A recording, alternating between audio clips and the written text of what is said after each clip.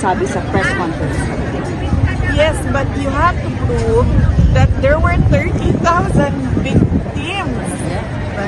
So how can you prove systematic killing of 30,000 victims if you do not have the names of 30,000 victims? So, really, truly, wala naman kaming magawa sa media, pero nakikita ko talaga sa lahat ng articles, war on drugs, killing thousands, and yet we have 181 pieces of evidence, and we don't even have victims. 43 counts of murder, not even 50. So where is the system there of killing thousands? No, sorry. Bobo yung abogado nila.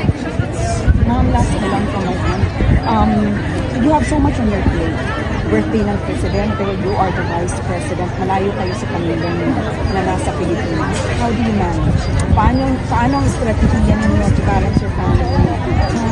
Pag-aalaga sa pamilya, pati na po itong mga problema ang kinakaroon. And for yourself. Well, nung dumating si Hanilet, ay nakaligo na ako ng maayos. Nakuskus ko na yung mga dapat kuskusin, ma'am. Na-shape ko na yung aking legs. Nagupitan ko na yung aking kubo nung dumating si Hanilet. So, on that point, okay na ako. Sakto naman yung tulog ko, sakto yung kain ko. So, wala na tayong problema siya. Pagdating naman sa mga anak ko, nandiyan yung aking husband. Siya yung parent. Ngayon, solo parent siya doon sa aming mga anak.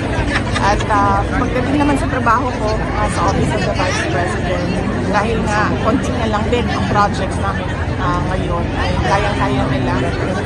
We do it remotely. They give me updates every morning sa kanilang time. And then I give them replies every morning sa time namin sa sistema kami work sa Office of the Vice President. And yes, organizing the team, the support team of the legal team of President Duterte, the support team of President Duterte, yun lang hindi pa naaayos. Thank you very much.